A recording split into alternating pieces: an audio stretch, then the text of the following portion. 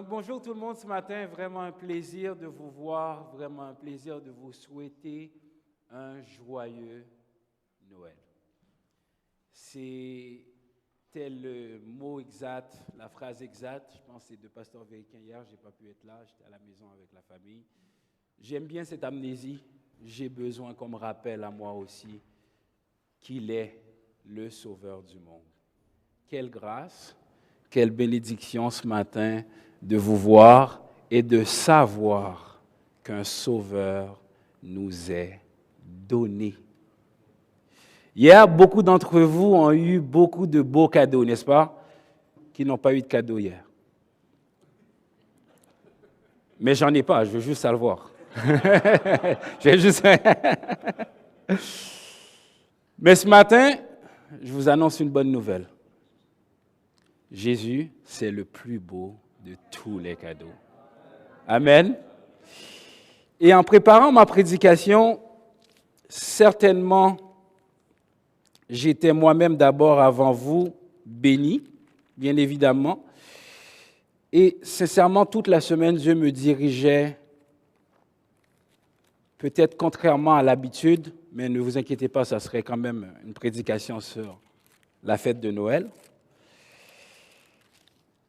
Je vais vous demander de tourner avec moi dans Ésaïe, dans l'Ancien Testament. Je sais qu'à l'habitude, on est dans Matthieu et tout. On va y arriver, ne vous inquiétez pas. Mais vraiment fort sur mon cœur, je pars de l'origine et vous allez voir, on va partager ensemble ce petit texte qui nous parle de qui est notre Sauveur. Donc Ésaïe 7, le verset simplement 14.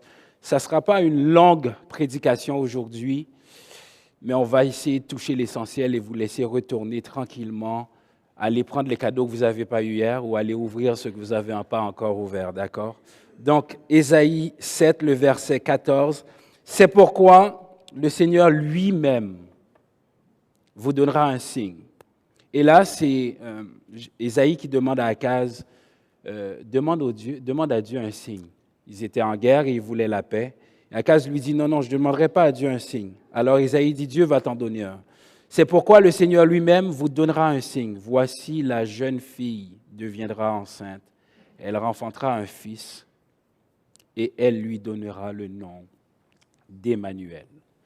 Donc, ce matin, je pars de l'Ancien Testament afin de vous amener ce matin tranquillement, pas vite, à comprendre que la naissance du Messie n'est pas un hasard. La naissance de notre Sauveur n'est pas quelque chose qui nous est tombé du ciel. Ce n'était pas une surprise. Beaucoup ne l'ont pas vu venir, beaucoup ne savaient pas, personne ne savait ce serait quand. Mais ça a été annoncé dans l'Ancien Testament, il est clair. Beaucoup de passages l'annoncent clairement, un Sauveur viendra. Et cette prophétie, elle s'est accomplie. Je sais que beaucoup attendent encore le Sauveur. Certains attendent encore le Messie. Mais ce matin, à ceux qui m'écoutent d'ici et d'ailleurs, il est venu, ce Sauveur.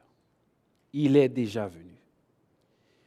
Et cette Vierge a enfanté un fils qui est notre Sauveur. Mais qui est ce petit Jésus qu'on aime bien célébrer le 25? Je sais que beaucoup l'aiment seulement le 25. C'est une vérité. Beaucoup veulent un Jésus Père Noël. Mais un Jésus Père Noël ne nous sert pas à grand-chose parce qu'il vient juste le 24 pendant la nuit, il dépose quelque chose et il part le 25. Qu'est-ce qu'on ferait si notre Dieu était là juste une journée par semaine? Le diable s'en réjouirait tous les jours, sauf le 25. Alors, nous n'avons pas un Dieu Père Noël. Souvent, l'image qui nous est projetée, c'est vraiment des beaux sapins, une crèche, un petit bébé bien emmailloté, avec quelques animaux à côté, une maman qui penche son regard et un papa qui est là. Et c'est celui-là qu'on célèbre. Pourquoi? Parce qu'on l'aime. Parce qu'il nous amène des cadeaux. Parce qu'il n'est pas menaçant, ce petit Jésus-là. Il est emmailloté. Mais ce matin, comme je vous ai dit, pas comme à l'habitude. Je ne vous amène pas ce matin le petit sauveur dans la crèche. Oui, il l'est. Mais je vous amène le sauveur du monde, né dans une crèche. Ça fait toute la différence. Si on observe seulement le petit Jésus dans la crèche, il est facile de faire de lui qu'une fête, qu'un moment de l'année. Il est facile de le placer et de vouloir qu'il reste seulement dans la crèche. On ne veut pas qu'il vienne dans notre vie parce que sa naissance change le monde. Alors, tant qu'il peut rester dans la crèche, moi je suis bien. Hein? Vous pouvez célébrer votre Jésus tant que vous le voulez, mais laissez-le, s'il vous plaît, dans sa crèche emmailloté. Mais je vous annonce qu'il a grandi. Je vous annonce qu'il a marché sur terre. Je vous annonce qu'il est le Sauveur. Il n'est plus le petit Jésus dans la crèche. Plongeons maintenant notre regard dans Ésaïe, on ne va pas très loin. On arrive dans le Nouveau Testament, ne vous inquiétez pas. Ésaïe 9, versets 5 et 6. « Car un enfant nous est né, un fils nous est donné. La domination reposera sur son épaule. On l'appellera admirable, conseiller, Dieu puissant, Père éternel, Prince de paix. Donner à l'empire de l'accroissement et une paix sans fin au trône de David et à son royaume. L'affermir et le soutenir par le droit et par la justice, dès maintenant et à toujours. Voilà ce que fera le zèle de l'Éternel des armées. » Et c'est cette partie que le monde ne peut pas supporter. Le Jésus dans la crèche, ils sont capables. Ils sont même prêts à le fêter, à l'illuminer les sapins, ils sont prêts à faire ça. Mais ce petit enfant, je vous dis qu'il est aussi appelé admirable. Et là, jusqu'à là, ça va. Hein? Je n'ai jamais entendu « Ah, qu'il n'est pas beau ce bébé ». Tous les bébés sont admirables, ils sont beaux. Mais là, il y a un titre divin. Il sera aussi notre conseiller. Ça, on est moins d'accord avec ça. Là, il doit parler. Et pour être un conseiller, il faut qu'il parle. Et qu'est-ce qu'il nous dit? Jean nous le rappelle. 1 Jean nous le rappelle. Petits enfants, ne péchez point. Et là, dans cette crèche, il n'y a pas seulement un petit bébé emmailloté, il n'y a pas seulement un sauveur, mais il y a un Dieu, un prophète, un admirable et un conseiller.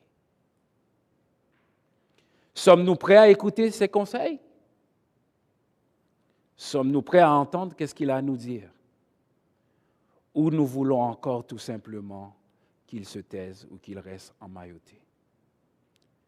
Nous servons un Dieu vivant. Nous servons un Dieu qui parle. Nous servons un Dieu qui nous aime. Qu'il en déplaise à beaucoup de témoins de Jéhovah, il est aussi appelé Dieu puissant. Et ici, il n'y a pas un petit d, hein? Il est Dieu puissant. Et le prophète va encore plus loin dans sa prophétie. Il est aussi Père éternel. Et là, on est tous d'accord qu'il parle de notre Sauveur. Et j'aime bien dire à mes élèves, quand je fais la dévotion, Dieu est le Père de tous, il est le grand-père de personne. Ce n'est pas parce que ma maman suit Dieu que Dieu est mon Père. Alors les jeunes ici présents ce matin, vous qui avez fêté hier soir, Vous qui fêtez encore aujourd'hui Noël. Noël, c'est qu'un fils nous est né et il est le sauveur du monde. Est-ce que vous avez reçu ce cadeau? C'est le plus beau des cadeaux. Je sais qu'hier soir, vous avez tout déchiré l'emballage et vous avez fait « Oh, papa, maman, c'est pas ça que je voulais. » Mais ce matin, vos parents, s'ils vous amènent ici, c'est parce qu'ils croient à un cadeau beaucoup plus important que ce qui était dans la boîte hier. Un cadeau éternel. Un cadeau que vos parents vont vous laisser même dans le tombeau qui va continuer à marcher avec vous. C'est le Fils, c'est le Saint-Esprit, c'est Dieu votre Père. Et si ce n'est pas encore le cas, je vous invite sincèrement à y réfléchir. Profondément, sérieusement. Un Fils nous est donné. Est-ce qu'il est donné à vous? Et pas seulement aux jeunes, à tous ceux qui sont dans la salle aujourd'hui, à tous ceux qui nous écoutent sur Internet. Avez-vous ce Fils comme don dans votre vie?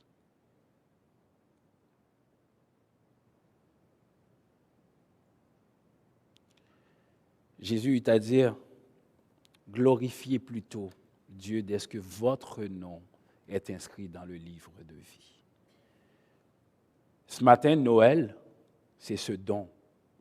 Le don de savoir, est-ce que vous avez Christ comme sauveur, comme conseiller, comme Dieu puissant, comme Père éternel, comme votre prince de paix. Plongeons nos regards maintenant dans Matthieu. On va laisser parler le texte au chapitre 1. Et je vais lire pour vous à partir du verset 18.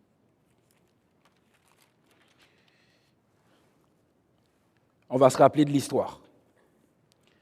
Voici de quelle manière arriva la naissance de Jésus-Christ. Marie, sa mère, ayant été fiancée à Joseph, se trouva enceinte par la vertu du Saint-Esprit. Avant qu'ils eussent habité ensemble, Joseph, son époux, qui était un homme de bien et qui ne voulait pas la diffamer, se proposa de rompre secrètement avec elle. Comme il y pensait, voici un ange du Seigneur lui apparut en songe. Et dit à Joseph, « Fils de David, ne crains pas de prendre avec toi Marie, ta femme, car l'enfant qu'elle a conçu vient du Saint-Esprit. Elle enfantera un fils et tu lui donneras le nom de Jésus. C'est lui qui sauvera son peuple de ses péchés. » Tout cela arriva afin que s'accomplisse ce que le Seigneur avait annoncé par le prophète. Voici, comme on vient de lire tantôt dans Isaïe, la Vierge sera enceinte, elle enfantera un fils et on lui donnera le nom d'Emmanuel, ce qui signifie Dieu avec nous. Joseph s'étant réveillé, fit ce que l'ange du Seigneur lui avait ordonné, et il prit sa femme avec lui. Mais il ne la connut point jusqu'à ce qu'elle eût enfanté un fils, auquel il donna le nom de Jésus. Jésus étant né à Bethléem, on continue en Judée au temps du roi d'Hérode, voici les mages d'Orient arrivèrent à Jérusalem et dirent, « Où est le roi des Juifs qui vient de naître? Car nous avons vu son étoile en Orient et nous sommes venus pour l'adorer. » Le roi Hérode, ayant appris cela, fut troublé et tout Jérusalem avec lui. Il assembla tous les principaux sacrificateurs et les scribes du peuple, et il s'informa auprès d'eux où il devait naître le Christ. Ils lui dirent, « À Bethléem, en Judée, car voici ce qui a été écrit par le prophète. Et toi, Bethléem, terre de Juda, tu n'es certes pas le moindre entre les principales villes de Juda, car de toi sortira un chef qui paîtra Israël, mon peuple. » Alors Hérode fit appeler en secret les mages et s'enquit soigneusement auprès d'eux depuis combien de temps l'étoile brillait. Puis il les envoya à Bethléem en disant, « Allez et prenez des informations exactes sur le petit enfant. Quand vous l'aurez trouvé, faites-le moi savoir, afin que j'aille aussi moi-même l'adorer. » Après avoir entendu le roi, ils partirent. Et voici l'étoile qu'ils avaient vue en Orient marchait devant eux jusqu'en étant arrivée au-dessus du lieu où était le petit enfant. Elle s'arrêta. Quand ils aperçurent l'étoile, ils furent saisis d'une grande joie. Ils tremblèrent dans la maison. Virent le petit enfant, ils entrèrent dans la maison, virent le petit enfant avec Marie, sa mère, se prosternèrent et l'adorèrent. Ils ouvrirent ensuite leur trésor et ils lui offrirent en présent de l'or, de l'encens, de la myrrhe. Puis, divinement avertis en songe de ne pas retourner vers Hérode, ils regagnèrent leur pays par un autre chemin. On vous a lu et vous avez entendu plusieurs fois ce texte qu'on a analysé, qu'on a regardé, mais je pense que le temps est encore favorable pour qu'on regarde encore, jeter encore un regard sur ce texte qui est magnifique. Donc, on a vu précédemment dans l'Ancien Testament les prophètes qui ont annoncé ce qui est arrivé ici. Et ce qui me passionne, c'est que des gens d'ailleurs, pas des gens de Jérusalem, pas des gens de Bethléem, des gens d'ailleurs ont connu que le Messie venait de naître. Il est ce que le prophète a annoncé pour Israël, vous êtes d'accord? Isaïe lui dit, un Messie vous sera donné, la Vierge enfantera et donnera un fils pour mon peuple. Et là, les gens qui viennent d'ailleurs reconnaissent que le Messie vient de naître. Et ils s'en vont voir le roi et ils disent, écoute, on est venu parce que l'étoile nous indique que le Messie vient de naître. Et vous voyez ce que le texte dit? Le roi Hérode, ayant appris cela, fut troublé et tout Jérusalem avec lui. Ce petit Jésus dans la crèche, même dans le berceau, il donne des problèmes. Aujourd'hui, on regarde ça et personne dans la salle tremble. Tout le monde regarde ça comme normal. Hérode, à l'époque, c'est un puissant. C'est comme si on vous disait, aujourd'hui, la naissance d'un bébé fait trembler Biden et tous les États-Unis avec lui. Et c'est peurant, ça.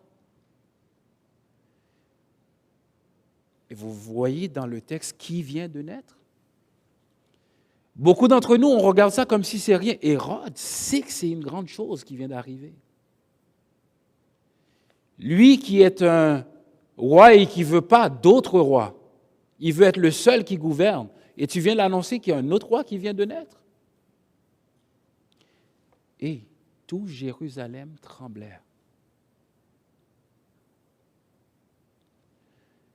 Et le parallèle qui me frappe dans ce texte, les mages, quand ils le voient, le Fils, ils ne tremblent pas de peur, ils tremblent de joie. Alors, de quel côté sommes-nous ce matin?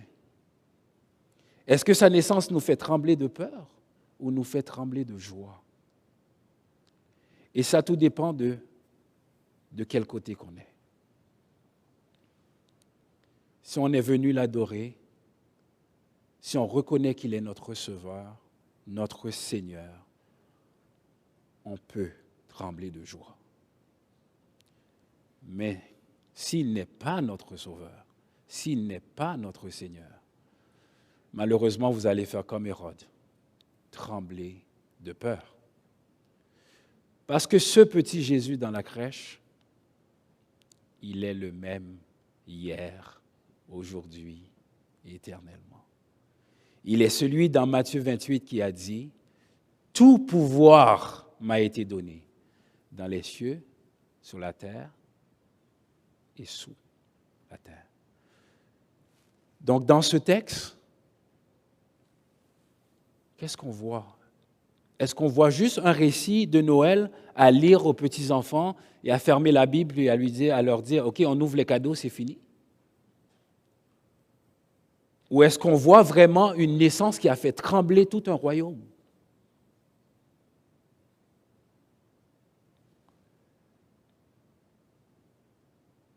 Les mages venaient se prosternèrent pour l'adorer.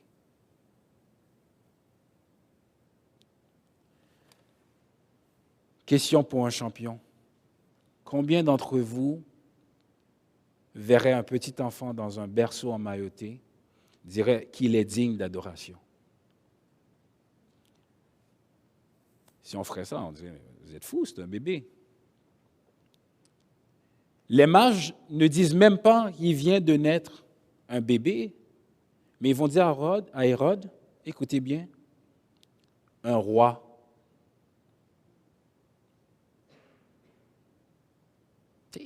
Certaines fois, le texte nous passe sous les yeux comme normal. Vous dirigez un pays, on vous dit qu'un autre roi vient d'arriver. Là, vous commencez mieux à saisir. Attends, ne suis-je pas le roi, moi, Hérode? De qui vous parlez? De moi? Je suis là. Non, non, pas de vous. Le vrai vient de naître. Le vrai vient de naître. OK. Donc, vous, les sages, là, vous venez d'ailleurs, vous venez me dire dans mon pays qu'il y a un autre roi qui vient de naître, puis c'est pas moi. Parfait. Alors, dites-moi où ce qui se trouve pour que moi aussi j'aille l'adorer. N'est-ce pas? J'ai tout à coup une immense envie de lui rendre gloire à ma manière.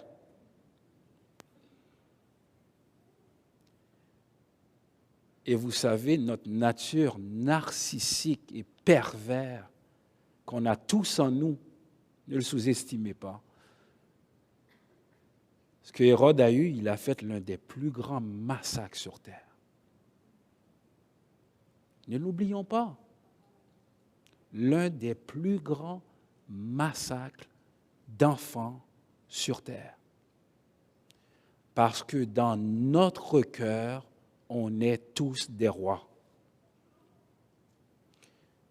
Puis ce que Hérode a fait, là, sans Dieu, on est tous capables de le faire. Parce qu'on est tous narcissiques d'une manière en nous. Si Dieu ne nous contient pas, si Dieu, seulement que ça n'arrive pas, enlève sa main sur nous, il n'y a rien qu'on ne puisse pas faire. D'ailleurs, ce que Hérode a fait, on continue à le faire par les avortements. Tuer des milliers d'enfants par année. Et vous pensez que Hérode l'a fait pour le mal? On fait toujours pour le bien. C'est pour son bien. Il ne veut pas de compétition, Hérode. Il n'en veut absolument pas. Alors, pour mon bien-être, pour mon royaume, pour que tout soit bien gouverné, tuez-moi toutes les mâles, petits garçons qui sont nés. Vous imaginez? Juste à Laval, si on décrétait de tuer tous les enfants qui sont nés depuis quelques mois, toutes les mâles. Vous allez dire, ah, mais non, on est en 2022, ça ne peut pas se faire.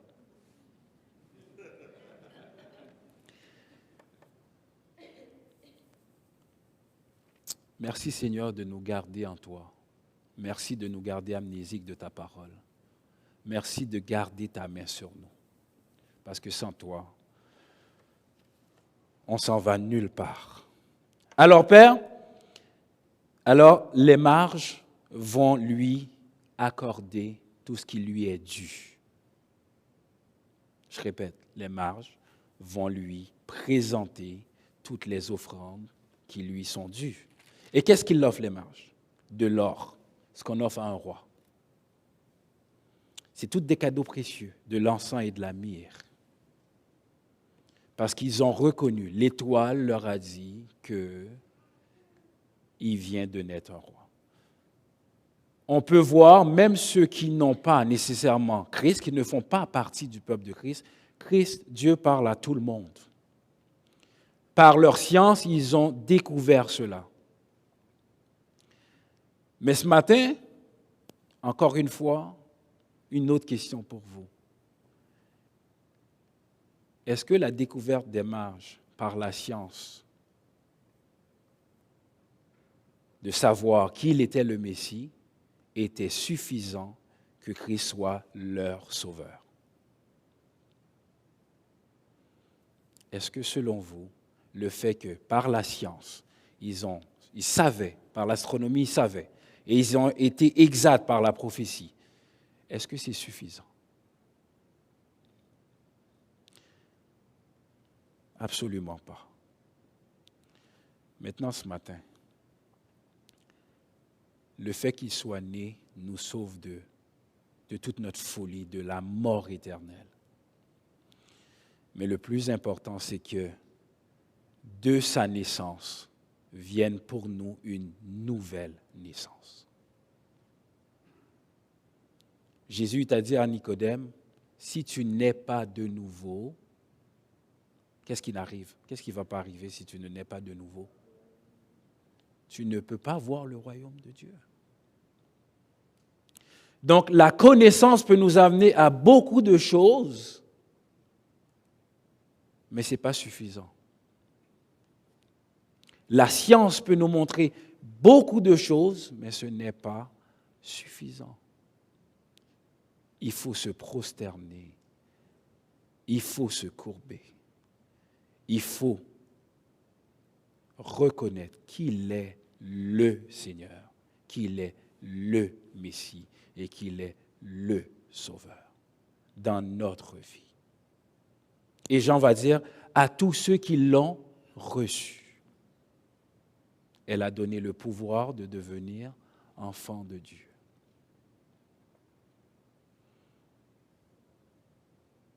Sommes-nous ce matin des enfants de Dieu? Ou sommes-nous des bons observateurs de la belle étoile? Allons-nous lui offrir des beaux cadeaux? Ou allons-nous lui offrir notre cœur? Ce matin, mon plus beau cadeau pour vous, c'est le Christ. Et je vous invite à le déballer sans fin, à puiser en lui tout ce que vous pouvez trouver. Il est le cadeau éternel.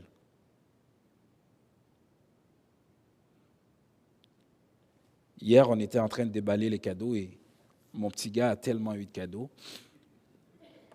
que je le regardais, je me dis, mais Seigneur, c'est pas possible.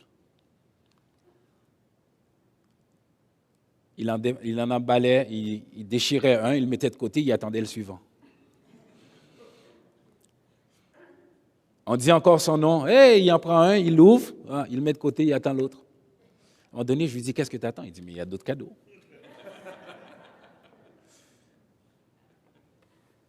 Mais vous voyez, cette attitude-là, c'est ce que Dieu attend de nous. D'avoir toujours soif de recevoir ce qu'il est prêt à nous donner. On peut en observer les enfants à Noël et en trouver des bonnes choses. Les enfants n'en ont jamais assez. L'exemple de Pasteur Jeff était parfait. Tends la main, donne. Je vais en prendre autant que tu peux en donner. J'ai dit à mon fils, mais tu n'en as pas assez de cadeaux? Non. Il y a un sac qui est plus grand que lui. J'ai dit, mais c'est fini. Il dit, non, il y a un gros là-bas, c'est écrit mon nom. Mais est-ce qu'on aime Dieu? Est-ce qu'on a la foi comme ça, comme un petit enfant? Est-ce qu'on veut vraiment puiser le regard vers Jésus et dire, Seigneur, je sais que tu en as encore à me donner. Tu es inépuisable. Qu'est-ce que je peux encore puiser de toi? Rappelle-moi ta bonté, car les bontés de l'Éternel ne sont pas épuisées. Elles se renouvellent chaque matin. Ou est-ce qu'on fait comme des adultes hypocrites, très hypocrites? Oh, tiens, un cadeau. Non, non. Non, non. Tu n'aurais pas dû l'acheter. Hein, combien que tu as? Oh, c'est trop cher. Mais je vais le garder pareil. Non, non. Soyons comme Dieu a dit, laissez venir à moi les petits-enfants. Le royaume des cieux appartient à ceux qui leur ressemblent. à ceux qui disent « Seigneur, amène-en, j'en veux encore. Renouvelle-moi, j'en veux encore. » Mais il me semble que tu es rempli, ton sac est rempli. Non, non, il y en a un autre encore là-bas qui m'intéresse. La foi, c'est vraiment cette main tendue. Et cette main qui est tendue pour ne pas aller se mettre dans sa poche. On doit laisser les mains ouvertes et recevoir sans cesse du Seigneur. Noël, c'est aussi ça. Noël, c'est faire savoir au monde qu'un sauveur nous est né et que ce sauveur, jusqu'à aujourd'hui, sauve encore.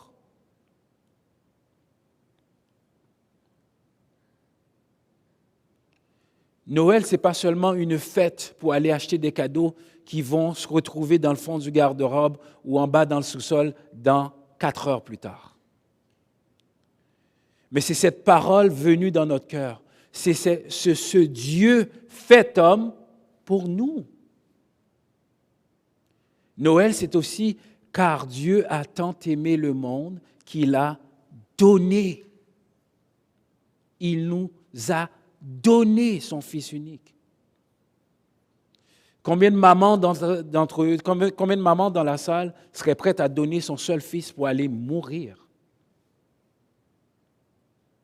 Dieu savait qu'il serait mort et cloué, maudit quiconque. Dieu le savait, mais il nous a tant aimés.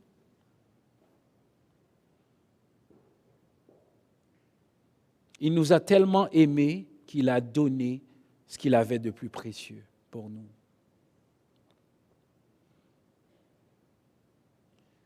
Sommes-nous capables de juste ouvrir les bras et dire « Oui, Seigneur, je le prends » ? Sommes-nous juste capables de tendre les mains et dire « Seigneur, merci » ? Comme la prière de M. Tremblay tantôt. Je ne peux pas arrêter de dire merci. Comment arrêterais-je de dire merci à un si grand cadeau, un cadeau éternel? Un fils nous est donné. On n'a rien à payer. C'est gratuit.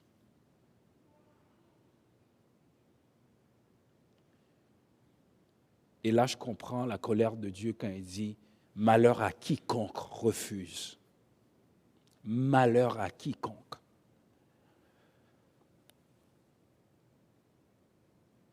Wow!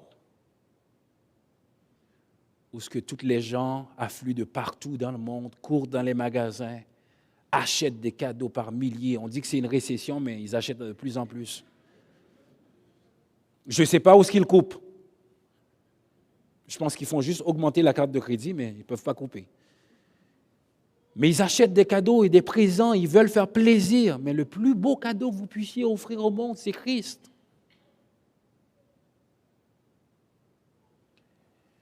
Ce matin, ce Fils qui nous est donné, et non prêté, il nous est donné. Ce petit enfant emmailloté a grandi. Il a marché sur terre.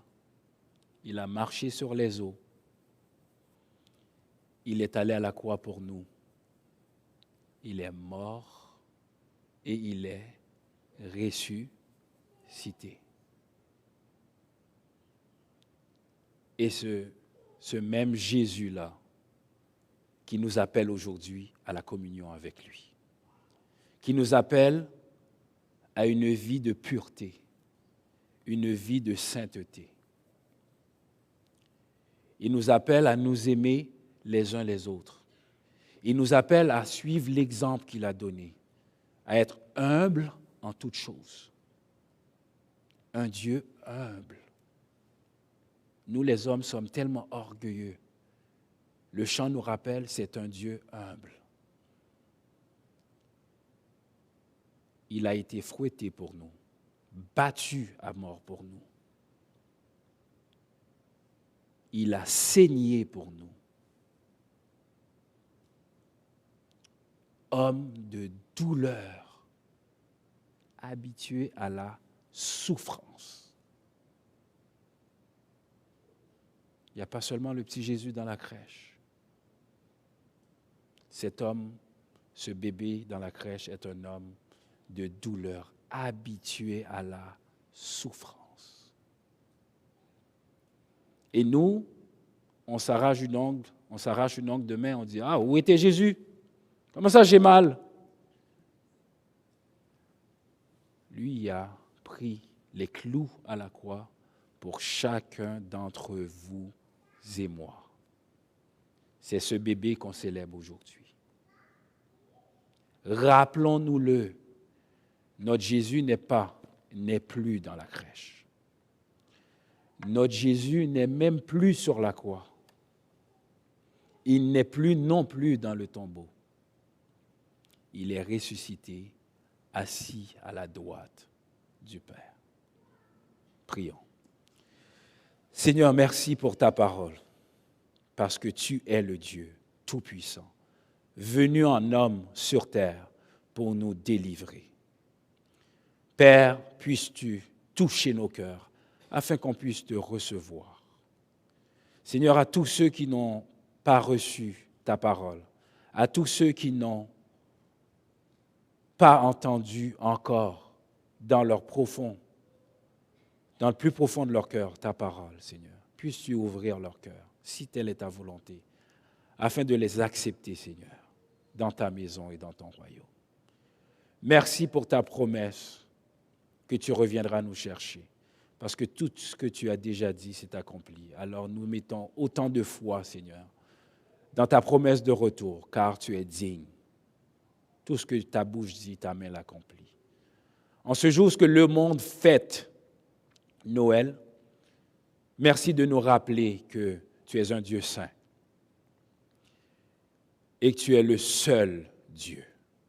Alors Seigneur, merci pour ton Fils, merci pour chacun d'entre nous. Permets-nous de retourner à la maison bien malgré la tempête.